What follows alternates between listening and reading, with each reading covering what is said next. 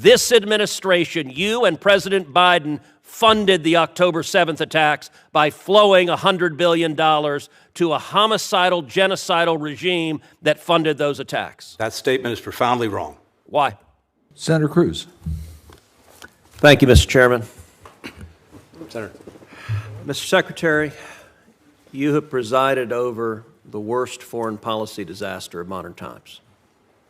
When Joe Biden became president, he inherited peace and prosperity in the world. We now have two simultaneous wars waging, the worst war in Europe since World War II and the worst war in the Middle East in 50 years. Both, I believe, were caused by this administration's consistent weakness. And indeed, your foreign policy is precisely backwards from what a rational American foreign policy should be. To our friends and allies, this administration has consistently undermined, weakened, and attacked them. And to our enemies, this administration has shown constant appeasement and indeed has flowed billions of dollars to the enemies of America who want to kill us. Senator Barrasso asked you about Ibrahim Raisi. Your State Department put out a statement sending condolences for his death. Mr. Secretary, is the world better today now that Raisi is dead? Given the horrible acts that he engaged in both as a judge and as president, to the extent he can no longer engage in them, yes, the Iranian people are probably better off.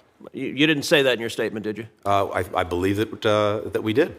And certainly our spokesperson... Today, the United Nations is flying their flag at half-staff to mourn the death.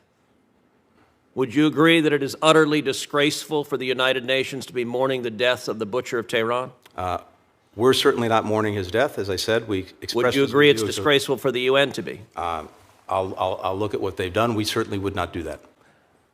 What they've done is flown the flag at half-staff. Is that disgraceful? We wouldn't do that, and we would certainly find that... And I would note that's the absence of American leadership. All right, let's shift. The Washington Post on May 11th wrote an article. I'm going to read the opening paragraph. The Biden administration, working urgently to stave off a full-scale Israeli invasion of Rafah, is offering Israel valuable assistance in an effort to persuade it to hold back, including sensitive intelligence to help the Israeli military pinpoint the location of Hamas leaders and find the group's hidden tunnels, according to 4 people familiar with the U.S. offers. Is that paragraph accurate? Exactly the opposite. First of all, no one has done more to defend Israel than Joe Biden. Is that paragraph accurate? Let me finish, if I may, please. He was there right after. I'm not interested in a campaign speech. I have a limited time. Is the paragraph in the Washington Post accurate? As you read it, no. To the contrary, we're providing everything we possibly can to Israel to help them find. So the 4 sources that briefed the Post, and by the way, briefed multiple other media outlets, they were lying? Absolutely. So, all right, so that, did the administration offer to provide the locations of senior Hamas leaders to Israel if they didn't invade Rafah? That's, again, totally misleading and wrong. Here's what we've said, and here's what we're doing. We have said that there is a better way to deal with the challenge that... I'm not interested in the speech. If you don't want to hear my answer... Did you offer the location of senior Hamas officials if they didn't invade Rafah? That's a yes or no. If we had the locations, of course we'd provide them, irrespective. So this statement, you're saying the Post got it totally wrong, it is utterly false, and anyone who said to the contrary was lying and perjuring themselves if they were under oath. That statement is incorrect. We have done and will continue to do everything we can to, if we can do it, develop the information and share the information. I wish we had it. Does the administration have intelligence on the locations of Hamas officials that you have not shared with Israel? No. Does the administration have the locations of Hamas terror tunnels that you have not shared with Israel? No. Okay, so then your position is that this story is an utter and complete lie. As you've read it to me, Senator, it's not. It is not accurate. And we're not interested in playing word games. I've asked you very directly. I have not. So you're saying there's not a single Hamas leader that you know about that you or the administration has offered will tell you where they are if you don't invade Rafah. That is correct. Rafah. What have you offered them not to invade Rafah? We've offered them nothing not to invade Rafah except a plan to deal more effectively with Rafah. Okay, so your testimony under oath is you've offered them nothing not to invade Rafah. I find that very hard to believe, but I just want to understand what your testimony is.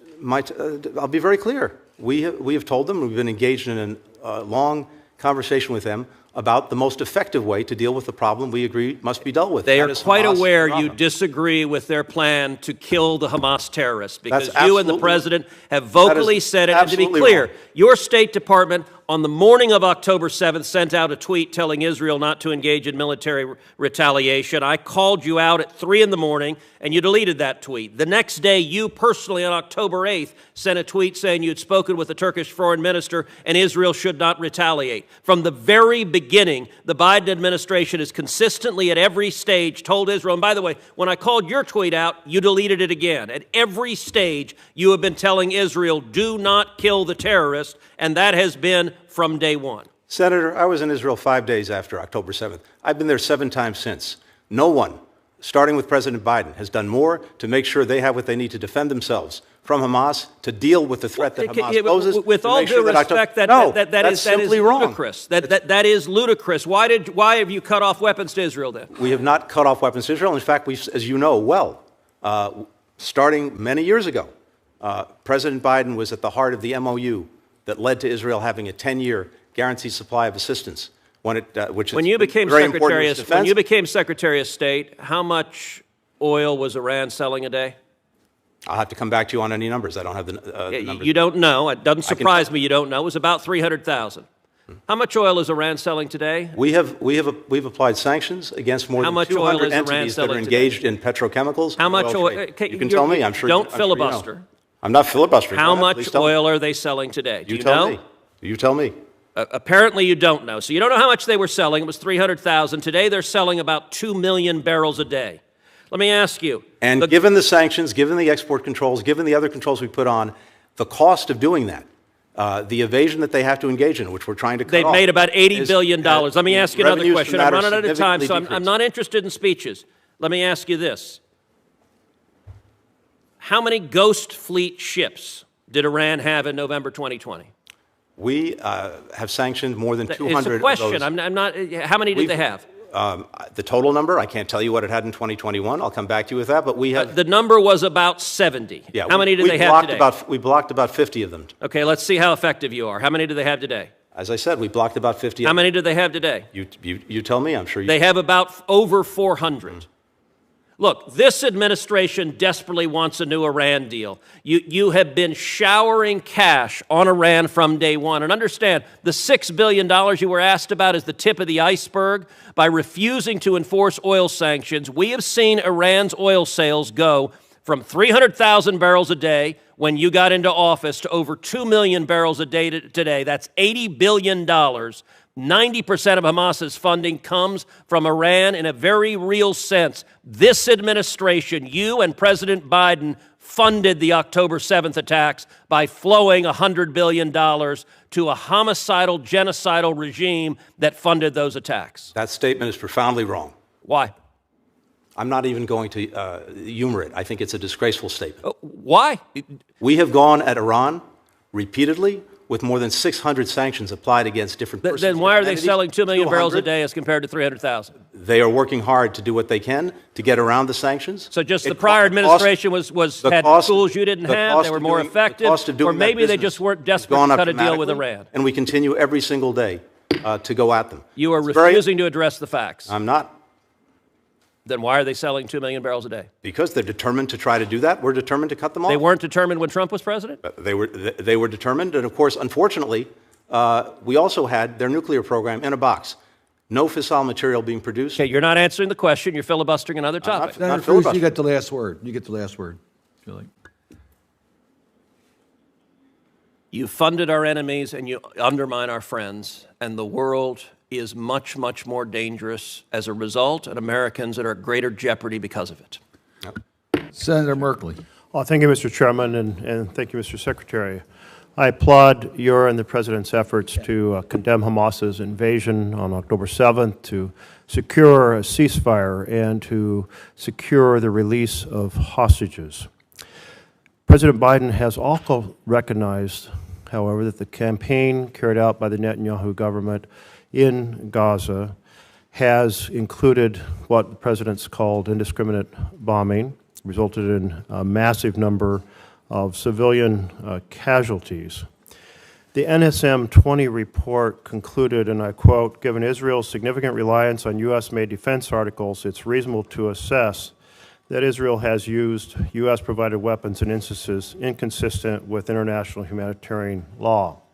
Given this assessment, why did the State Department conclude that Israel's assurances that it was not using weapons in a manner inconsistent with international law are in fact credible and reliable?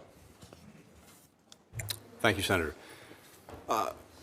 We've said two things from day one since October 7th. One, that Israel not only has the right, it has the obligation to defend itself and to try to make sure that October 7th never happens again. And the United States is committed to doing everything we can to support it in those efforts. We've also said that the way Israel does it matters, particularly with regard to civilian protection in Gaza and the provision of humanitarian assistance to Gazans who need it. And we have been working every single day since then, not only to provide Israel with what it needs, but also to do our best to help see that Palestinians get what they need in Gaza. And we see the horrific suffering of children, women, and men who've been caught in a crossfire of Hamas's making for 8 months now. And we are working every day to try to alleviate that. When it comes to the NSM and the use of our weapons, here's what the report said. It said exactly as you quoted. Given the totality of the damage that's been done, and given the fact that we are a major provider of weapons to Israel, it is reasonable to assess that in some instances, Israel has acted in ways that are not consistent with international humanitarian law. And indeed, we are investigating a number of instances, some of which are alluded to in the report, others that are not, to make those determinations. Israel itself is investigating hundreds of incidents to make its own determinations. And indeed, there are criminal investigations underway in Israel in this area. It's very difficult to make final determinations in the midst of a war when we do not have access on the ground, and when you have a almost totally unique battlefield where an enemy, a terrorist organization, Hamas, is hiding behind and underneath civilians in apartment buildings, in mosques, in schools, and firing at the Israeli forces. So we're determined to make every appropriate determination. We're determined that there be no double standard. We have processes at the State Department, including our conventional arms transfer policy, including our thank you for your process that we're explanation. engaged in. I know that it's so complicated that you could go on for a while, but I think you've pointed out the challenge and the fact that assessments are ongoing. I do feel it's important that we approach these questions in NSM-20 with as much integrity as possible. On May 7th, President Biden announced his decision to pause the shipment of the 502,000 bombs, and the following day he drew a red line stating that, quote, "If Israel goes into Rafah, I'm not supplying the weapons that have been used historically to deal with Rafah, to deal with the cities." And you, Mr. Secretary, reinforced this point when you said, if Israel launches a major military operation into Rafah, then there are systems we're not going to be supporting and supplying for that operation. We are already seeing significant action in Rafah. About 1 million people have fled the city. Is the President going to stand by his red line? First, the President stands behind the proposition that we will always make sure that Israel has what it needs to defend itself. No one has done more, not only throughout his career, but over the last 8 or so months to make sure that that's the case, and that will continue. At the same time, when it comes to Rafah, we've been very clear in many conversations with Israeli leadership over the past months about our deep concerns about a major military operation in Rafah and the impact that that would have on civilians in Gaza. We insisted that if anything is to go forward, we see a clear, credible plan to get civilians out of harm's way, but not only to get them out of harm's way, to make sure that they're provided for when they're out of harm's way. Now, you mentioned we've seen a very large exodus of people from Rafah, but they are now in places where they don't have the support that they need and that we believe is critical to provide. We also remain very concerned about any major military operation and the impact it would have on the remaining population, given the dense urban environment in Rafah and what we've seen in other places. And so the President's been clear about this with Israel, in public as well as in conversations with others, about the fact that we will not support a major military operation. Thank you, and that's helpful to understand. I wanted to turn to the issue of providing aid in the situation of the challenge of food and water and medical supplies and so forth. The NSM 20 report noted that action and inaction by Israel contributed significantly to a lack of sustained and predictable delivery of needed assistance at scale, and that the level reaching Palestinian civilians remains insufficient.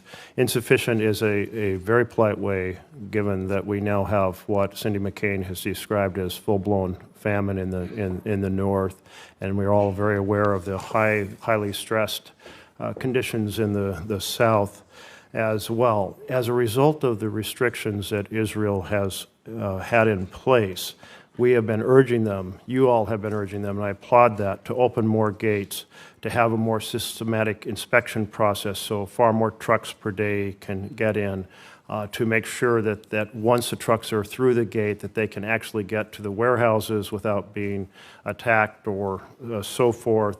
You've also supported air deliveries by ourselves and by other nations. You've also built a dock. All these things are in response to the restriction of aid.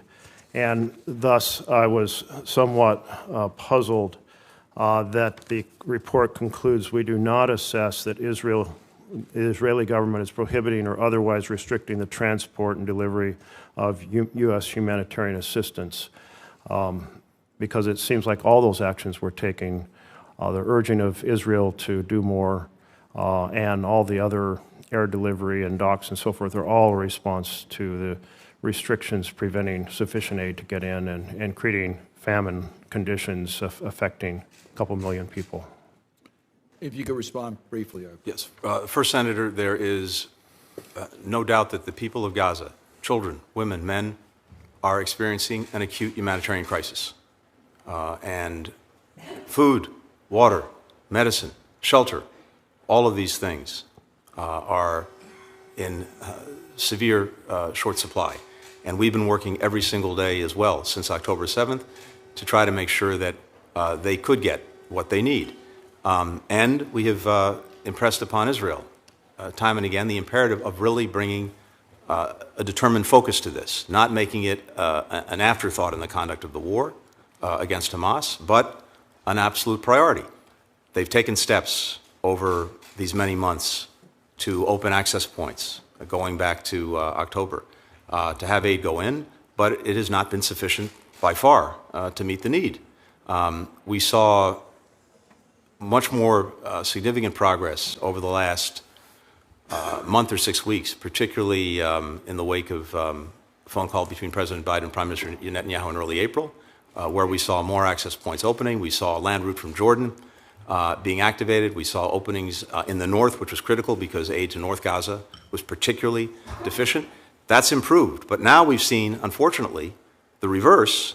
Because of the actions in and around Rafah, we see the critical transit points in the south, Rafah Gate itself, as well as Kerem Shalom, until recently being stopped or disrupted, so that the situation in the south now risks being even more egregious. But the restrictions that have been in place, in some cases, it's because of concerns about dual-use items and making sure that Israel could see and verify what was going in, given the history of dual use. In some instances, it's because of the war conditions that make it incredibly difficult. But there are also things that Israel can, should, and must do to further facilitate the distribution of aid, including much more effective deconfliction with those who are providing it. So convoys that are bringing the aid in can go about their work safely and securely. That remains insufficient. Senator Paul. Secretary Blinken, on your recent trip to China, news reports came back and said that you reserved your strongest language for China and its dealings with Russia, castigating Beijing for allowing the war to continue in Ukraine. The report went on to describe the exchange as such a blatant dressing down in the Chinese capital. Do you think publicly scolding China will make it more or less likely that they continue selling dual-use parts to Russia? Senator, we've tried it both ways. We've had these conversations with China from some time in private, hoping to see a change. We haven't seen that, and it's important. I would argue that we've only tried it one way. We've got the stick, and almost the majority of people who work for you, everybody wants to use the stick. Nobody's really considering that there is a carrot. So really, for the last, let's say, 5 years or more, your administration, the previous administration, not a lot different, really, that you put impediments to trade, you add sanctions, and then you scold them. And I mean, there is a school of philosophy or school of diplomacy that believes that public scolding, particularly in another country, can have the opposite effects, that actually you've either completely given up on this, nothing's working, so why don't we just read them the riot act? And that's kind of what it looked like.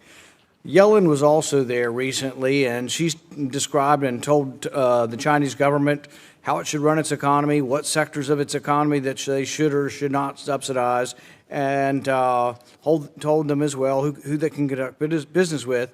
And then she threatened to impose sanctions, more or less likely to actually get them to do. I mean, I think it's a misunderstanding of diplomacy in general to think that you going and scolding the Chinese, Yellen going and scolding the Chinese, that somehow they're going to go, oh my goodness, we've been wrong all along, and because they've yelled at us and treated us like school children, we're now going to change. I would think that the opposite might be true, that there might be a certain amount of child psychology to criticizing people, and that like a rebellious teenager, they actually might end up doing more. In addition to the threat of sanctions, in addition to the scolding, we now have the administration talking about more tariffs. So in June of 2019, then presidential candidate Joe Biden tweeted, "Trump doesn't get the basics. He thinks his tariffs are being paid for by China. Any freshman econ student would tell you that the American people are paying his tariffs." Remarkably accurate and true at that time, but now he's become jumping on the Trump train. But the thing about tariffs, regardless of who pays them, American consumers will pay for these. Tariffs are not good for the economic well-being of all Americans in general. But the question would become, when you add tariffs, so you're going to threaten sanctions, you're going to scold them, now you're going to add tariffs. More or less likely that they'll do what you want? I think less likely. Everything we're doing, everything the previous administration did, as well as this administration, is heading towards less tradement, disengagement from China. Part of diplomacy might be offering, well, I tell you what if you quit selling the dual-use parts to Russia? Maybe we could consider removing some sanctions on trade and actually trade more with you. So the threat of sanctions, the threat of tariffs, actually have some effects if you're willing to remove them. The history of sanctions is more, and then you're not doing enough, and people on the right here will say you got to do even more, we're going to pass legislative sanctions. Nobody talks about removing them, but that's the only way you'd get behavior to change. And so I really think that it's a fundamental misunderstanding sort of what's going on. The final point I would like to make, and I'll let you respond to this, is the Ukrainians still claim that victory includes the reclamation of all of its territory. Many NATO allies are beginning to question this. Czech President Peter Pavel, who once served as the chairman of NATO's military committee, recently stated that he believes it's naive to think that Ukraine will be able to regain the occupied territories from Russia. The commander-in-general of the Ukrainian army, until he was fired by Zelensky, had the same sort of comments. I think that it's not an unreasonable thing to believe that this war may well end in stalemate with people in place. Some say similar to the way Korea was. Nobody likes it, nobody wanted it, nobody agrees the Russians should be there, but they're there and they have a bigger army and more might than their neighbor. So if President Pavel is correct in his assessment that Ukraine's war aims are naive, one of the few negotiating items Ukraine possesses is a promise to remain a neutral country, not aligned militarily, yet you have repeatedly ruled out Ukraine remaining outside of NATO. If you take this off the table, you're taking off one of the things that actually is a negotiating item. My question to you is, are there any circumstances under which neutrality of Ukraine would be a negotiating item. Thank you, Senator. Let me try to respond to both questions. First, if you want to look at hectoring or haranguing, I would invite you to look at the website of the Chinese Foreign Ministry on a daily basis in terms of what they say about us. Second, I'm not going to apologize to anyone for standing up for American workers and American companies, because here's what we're dealing with. And by the way, of course, you're right, we always try. And as a diplomat, I always try to engage our partners or adversaries diplomatically, quietly, to see if we can get the result. If we don't, then we have to use every means at our disposal, including calling them out. Let me, if I may, please address the question.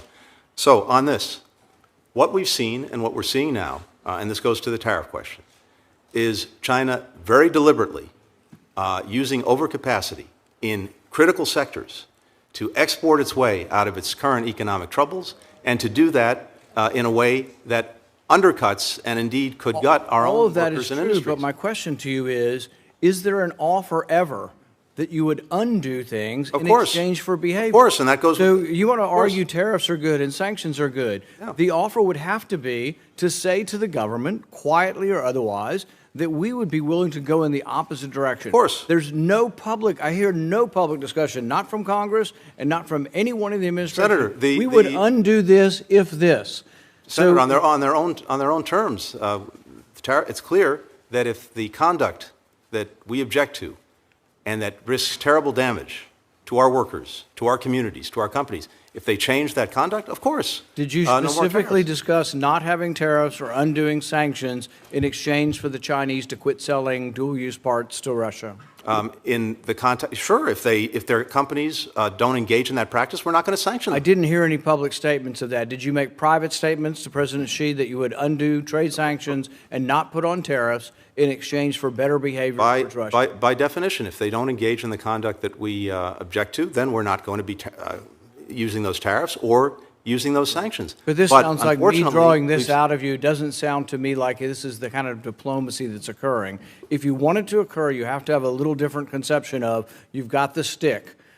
The whole problem with diplomacy in this country, not just your administration, but the previous, is all you see is the stick, all you see is more sanctions. And if I ask you to tell me what has China done to change its behavior based on your sanctions, to change their behavior for the better, I would say you can't come up with anything China's doing. Everything seems to be the wrong direction. That's your interpretation. Everything's the wrong direction. No, we've actually so the sanctions really are not having a value unless you want to negotiate removing sanctions to get better behavior.